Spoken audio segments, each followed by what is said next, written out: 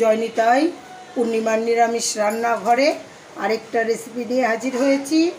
আজকে ঝাল পটল এবং মশলা পটল। দেখুন মশলা পটল করতে আমার কি কি লাগছে। আমার উপকরণ হচ্ছে পটল। আমি পটল ছাড়িয়ে মাঝখান দিয়ে একটু ভাগ করে একটু ফাঁকা করে নিয়েছি। মশলাটা এই যে ঢুকবে, তেলটা ঢুকবে, সেই জন্য এই যে এইরকম করে নুন হলুদ দিয়ে ভেজে নিয়েছি। আর এইখানে আমি বাদাম আর কাঁচা লঙ্কা বেটে নিয়েছি। বাদাম আপনাদের খুশি, কাজু, পেস্তা, চিনেবাদাম দিতে পারেন। আমি এইখানে কাজু, পেস্তা, চিনেবাদাম 3 রকম বাদাম আর কাঁচা লঙ্কা পেস্ট করেছি। আর সম্বাদ দিতে লাগছে কালো জিরে, একটু লাল লঙ্কার গুঁড়ো, এটা ঝাল না, খালি কালারটা হবে, আর হলুদ, নুন। এবার আমার পটল ভাজা হয়েছে। পটল ভাজার তেলে আমি এই কালো জিরেটা দিয়ে দিচ্ছি। কালো জিরেটা দেওয়ার পর আমি এই বাদামটাও দিয়ে দিচ্ছি।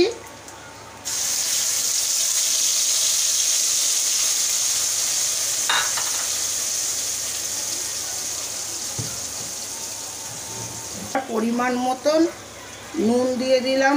ভাজায় নুন দেওয়া রয়েছে, নুন বুঝে দেবেন। পরিমাণ মতন নুন দিলাম।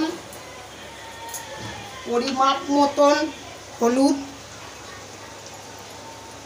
পরিমাপ মতন হলুদ দিলাম।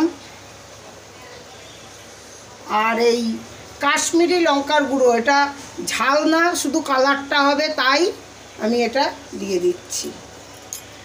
কেন আমি কাঁচা লঙ্কা দিয়েছি। ঝাল যার যার কাছে বুঝে দেবেন ঝাল। এবার এটা একটুখানি আমি টানিয়ে নিই।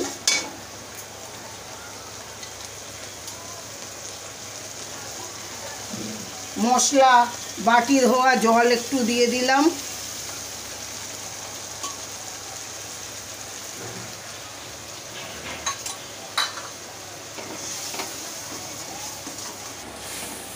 আমার এটা ফুটে এসছে। এবার আমি পটলটা দিয়ে দেবো। এই পটলগুলো দিয়ে দিলাম।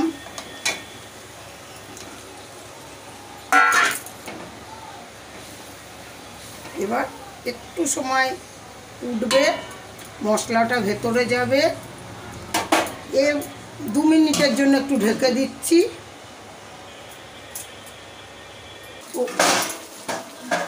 ঢাকনাটা খুলে দিলাম।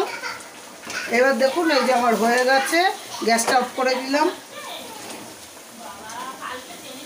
এই আমার মশলা পটল রেডি। আমি এবার নামিয়ে দেবো।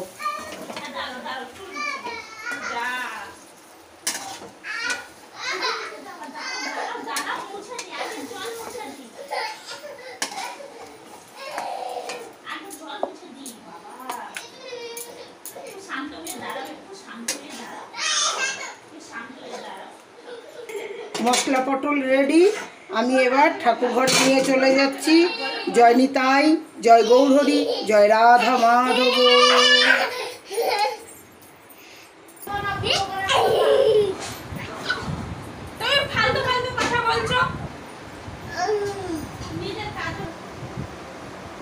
কাকা